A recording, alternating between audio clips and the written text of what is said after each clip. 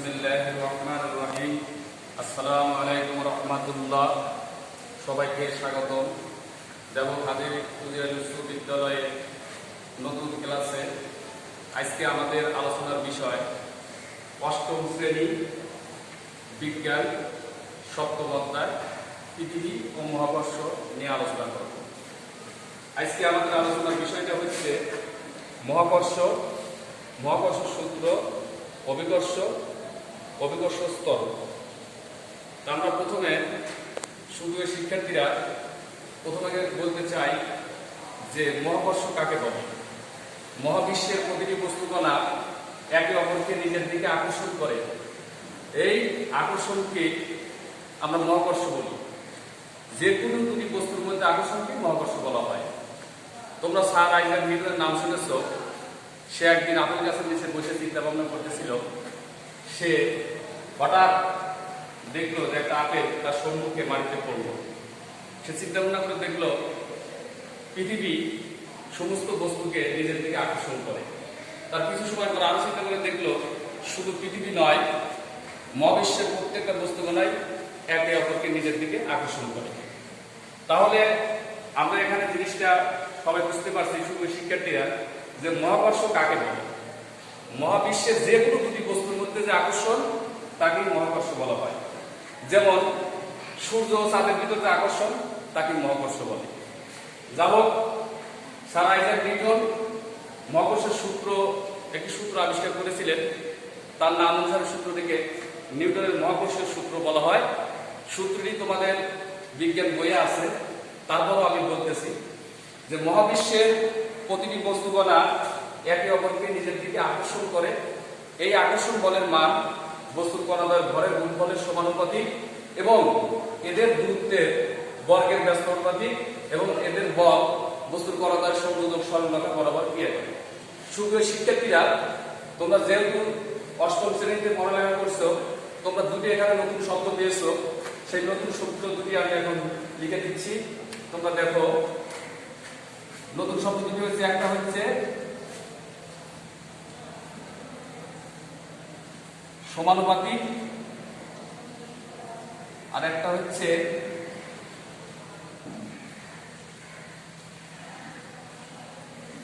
ব্যস্ত অনুপাতিক। এই নতুন দুটি শব্দ ব্যাখ্যা হচ্ছে, তোমরা মনে করো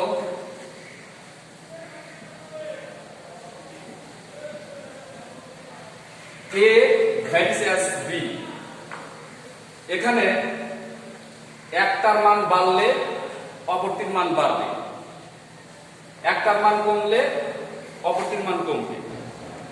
আর শুধু শিক্ষার্থীরা A ভার্সেস 1/B সমানুপাতিকের উল্টো এটা। যেমন এটার একটার মান বাড়লে একটার মান কমবে, একটার মান কমলে আরেকটার মান বাড়বে। তাহলে আমরা অবশ্যই আমরা সমানুপাতিক কি জিনিস, ব্যস্ত অনুপাতিক কি জিনিস, আমরা অবশ্যই জিনিসটা আমরা বুঝতে পারছি। এখন তোমাদেরকে কিছুক্ষণ আগে একটা সূত্র কথা বলছিলাম, নিউটনের মহাকর্ষীয় সূত্র। এখানে সূত্রের ভিতরে বলা ছিল যে মহাকর্ষীয় বল এখানে বস্তুর বলের কণাদ্বয়ের গুণফলের সমানুপাতিক হবে। তা আমরা বল ফোর্স অর্থাৎ এর দ্বারা বলকে প্রকাশ করি ভ্যারিসিয়াস ভরের গুণফলের সমানুপাতিক, অর্থাৎ m1 m2।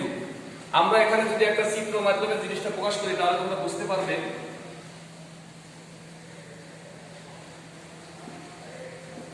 মনে করো এটা হচ্ছে m1, এটা হচ্ছে m2। এদের কিন্তু সরলরেখা বরাবর বল কাজ করছে হচ্ছে m, এদের মধ্যবর্তী দূরত্ব হচ্ছে d।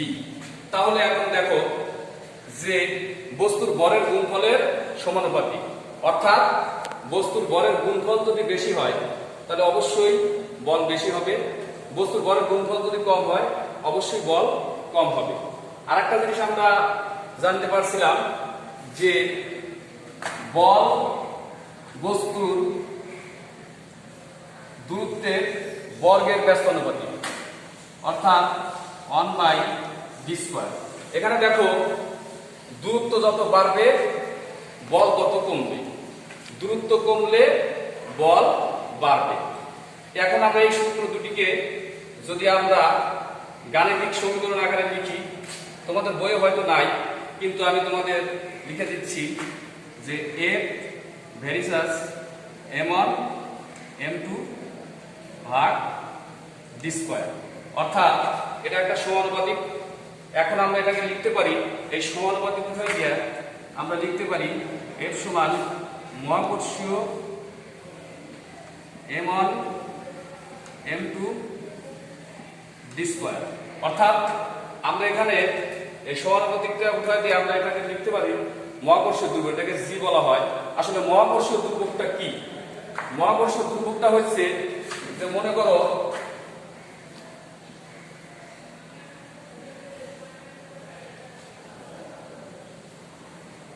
m1 m2 দুটি বস্তু, এখানে 1 কেজি, m2 1 কেজি, d সমান হচ্ছে 1 মিটার।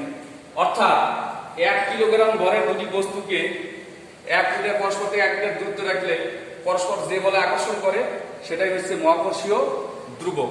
অর্থাৎ মহাকর্ষীয় ধ্রুবকটা কি, সুপ্রিয় শিক্ষার্থীরা তোমরা অবশ্যই বুঝতে পেরেছো।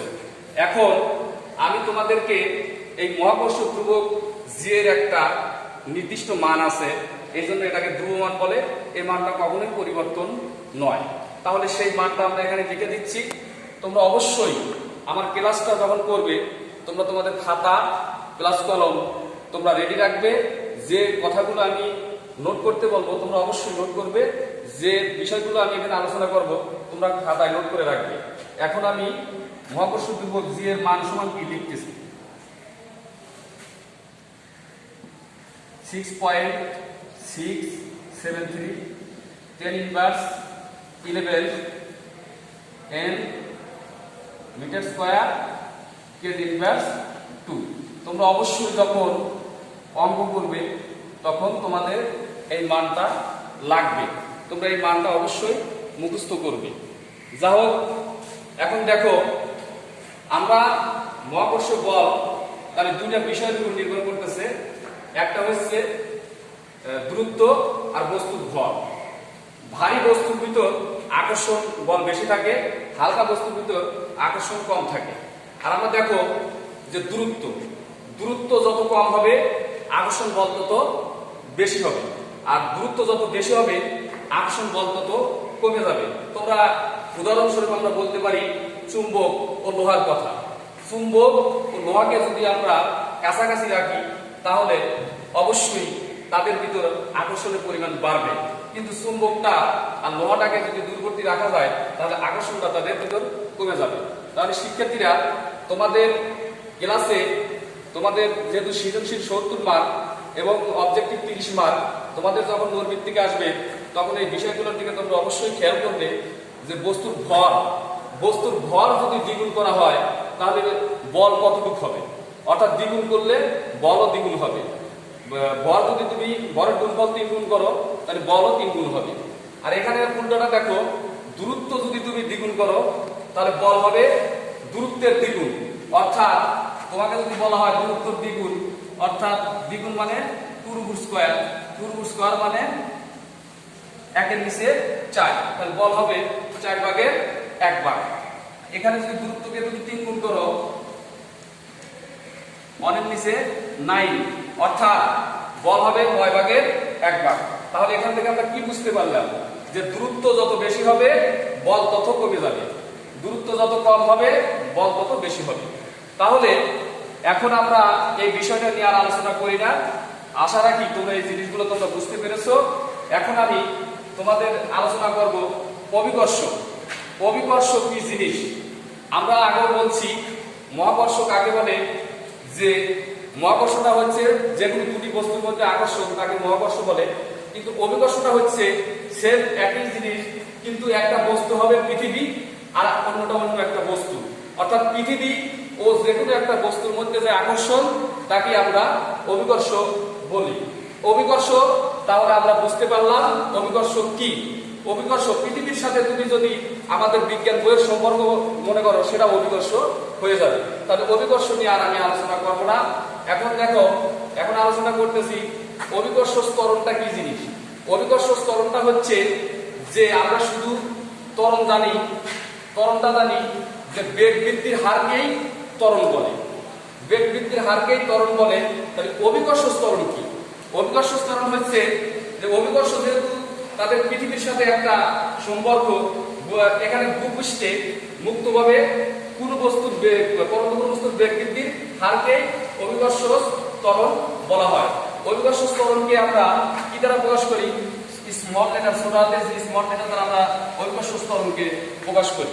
তাহলে দেখো বন্ধুরা, ত্বরণ আর অভিকর্ষজ ত্বরণের ভিতর পার্থক্য একটাই, ত্বরণ হচ্ছে বেগ বৃদ্ধির হার আর অভিকর্ষজ ত্বরণ হচ্ছে যে ভূপৃষ্ঠে মুক্তভাবে পরন্ত কোনো বস্তুকে যদি ছেড়ে দেওয়া হয় তার যে বেগ পরিবর্তন হার হবে সেটাই হচ্ছে অভিকর্ষজ ত্বরণ।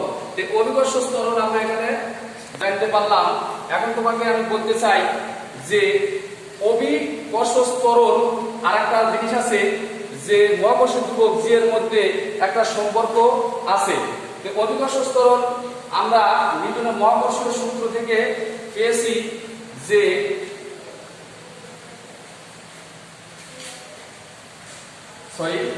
নিউটনের মহাকর্ষীয় সূত্র থেকে আমরা পেয়েছি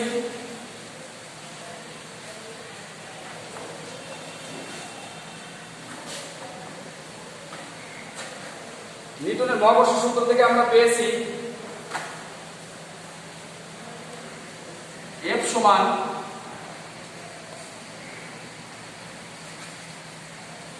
G/m2 বা d স্কয়ার।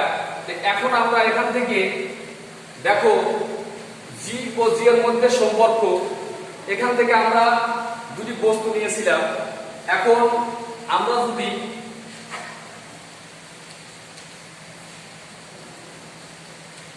এটাকে যদি পৃথিবীর বল মনে করি আর এটা যদি বস্তুর ভর হয় আর এটার দূরত্ব যদি d হয়, তাহলে সেই ক্ষেত্রে আমাদের মহাকর্ষ বল সমান কি হবে? তাহলে আমরা এখানে লিখতে পারি মহাকর্ষ বল F সমান, এখানে মহাকর্ষ ধ্রুবক ঠিকই থাকবে, এখানে শুধু পার্থক্য যেহেতু বস্তুটা হচ্ছে ছোট আর পৃথিবীটা হচ্ছে বড়, তাহলে বস্তুর বড় হচ্ছে স্মল লেটার স্মল m, আর যেহেতু পৃথিবী বড় আর পৃথিবীর ভরটা হবে বড়। তো এখানে আমরা তাহলে দুটো বস্তু ছিল, একটা বস্তু আর একটা পৃথিবী। তো পৃথিবীর ভর হচ্ছে বড় হাতের n আর বস্তুর ভর হচ্ছে ছোট হাতের n, আর আমাদের দূরত্ব যেহেতু d আছে তাহলে এখানে আমাদের d স্কয়ারই হবে। তাহলে দেখো এটাকে যদি আমরা 1 নম্বর সমীকরণ দেই, তাহলে এই সমীকরণ থেকে আরেকটা আমরা বলের পরিমাপ থেকে একটা সূত্র পাই, সেটা হচ্ছে F সমান mg। এখানে দেখো এটাকে যদি আমরা 2 নম্বর সমীকরণ লিখি, তাহলে দেখো এখানেও F সমান এখানেও F সমান, তাহলে 1 ও 2 নম্বর সমীকরণ থেকে আমরা যদি পাই তাহলে লিখতে পারি mg সমান বড় হাতের g বড় হাতের m ছোট হাতের m নিচে d স্কয়ার। তাহলে শুভ শিক্ষার্থীরা তোমরা দেখো যে এখানে ছোট হাতের m এখানে ছোট হাতের m, উভয় পক্ষ থেকে যদি আমরা ছোট হাতের m বাদ দেই তাহলে থাকে g m d স্কয়ার। তাহলে এখন আমরা লক্ষ্য করি যে g টা আমাদের মহাকর্ষীয় ধ্রুবক g পৃথিবীর ভর m, অর্থাৎ যেহেতু মহাকর্ষীয় ধ্রুবক g পৃথিবীর ভর m এর একটা নির্দিষ্ট মান আছে, তাহলে g টা মহাকর্ষীয় ধ্রুবক ও পৃথিবীর ভরের উপর নির্ভর করতেছে না, g টা এখানে দূরত্বের উপর নির্ভর করতেছে। অর্থাৎ বস্তু এই অভিকর্ষজ ত্বরণ দূরত্ব যদি আমাদের দেখা যায় বৃদ্ধি পায় তাহলে অভিকর্ষজ ত্বরণটা কমে যাবে, আর দূরত্ব যদি আমাদের কমে যায় তাহলে অভিকর্ষজ ত্বরণটা আমাদের বৃদ্ধি পাবে। তাহলে এখানে যেহেতু বস্তুর ভরের উপর অভিকর্ষজ ত্বরণ নির্ণয় করতে বস্তুর ভরের কোনো প্রয়োজন নাই, তাহলে আমরা লিখতে পারি যে অভিকর্ষজ ত্বরণ বস্তুর ভরের উপর নির্ভর করে না। অর্থাৎ বস্তু নিরপেক্ষ হলেও কিন্তু স্থান নিরপেক্ষ নয়। এই সমীকরণ দ্বারা আমরা এটা ব্যাখ্যা করতে পারবো। যাই হোক বন্ধুরা, তোমরা প্রিয় শিক্ষার্থীরা এখন আমি যা আলোচনা করছি তোমরা অবশ্যই আমার ক্লাসটা বুঝতে পেরেছো এবং তোমরা নিয়মিত এগুলা অনুশীলনী করবে এবং খাতায় লিখবে এবং তোমরা যা যা এখান থেকে বুঝতে পেরেছো সেগুলা খাতায় তোমরা নোট করে রাখবে। এখন তোমাদেরকে কিছু বাড়ির কাজ দেই, বাড়ির কাজগুলো তোমরা অবশ্যই বাসায় করবে। যে 1 নম্বর মহাকর্ষ কাকে বলে, নিউটনের মহাকর্ষের সূত্রটি বিবৃত করো, নিউটনের মহাকর্ষের সূত্রের গাণিতিক সমীকরণটি লিখো, অভিকর্ষ কাকে বলে, অভিকর্ষ ত্বরণ কাকে বলে, অভিকর্ষ ত্বরণ জি ও মহাকর্ষ ধ্রুবক জি এর মধ্যে সম্পর্ক। তাহলে আজকে এই পর্যন্তই। তোমরা ভালো থাকো, সুস্থ থাকো, সামাজিক দূরত্ব বজায় রেখো। তোমরা ঘরে বসে তোমরা ফেসবুক, হোয়াটসঅ্যাপ, মেসেঞ্জার এইগুলোতে চ্যাট না করে তোমাদের যেহেতু সামনে মূলত একটা পাবলিক পরীক্ষা, এই পরীক্ষার জন্য তোমরা অবশ্যই ভালো প্রিপারেশন নিবে। যেহেতু এই করোনাকালীন দীর্ঘকালীন সময়ে তোমরা বিদ্যালয়ে উপস্থিত হতে পারো নাই, আমাদের বিদ্যালয় থেকে যেহেতু একটা অনলাইন ক্লাসের ব্যবস্থা করা হয়েছে, তোমরা অবশ্যই আমাদের ক্লাসগুলো দেখবে এবং আশা রাখি তোমরা অবশ্যই যদি এই ক্লাসগুলো দেখো এবং সরকার কর্তৃক যে ক্লাসগুলো করা হয় সেগুলো তোমরা দেখবে, তাহলে অবশ্যই তোমরা ভালো রেজাল্ট করতে পারবে এই আশা আমার। তোমরা অবশ্যই তোমরা যদি আমাদের এই দিক নির্দেশনাগুলো শোনো, ঘরে বসে বসে যদি ভালোভাবে লেখাপড়া করো, তাহলে তোমরা পাবলিক পরীক্ষায় অবশ্যই ভালো ফলাফল করবে। এই বলে আজকের মতো আমি আমার ক্লাস শেষ করছি। সুস্থ থাকো, সবল থাকো, এই বলে আমি আমার বক্তব্য শেষ করছি। আসসালামু আলাইকুম ওয়া রাহমাতুল্লাহ।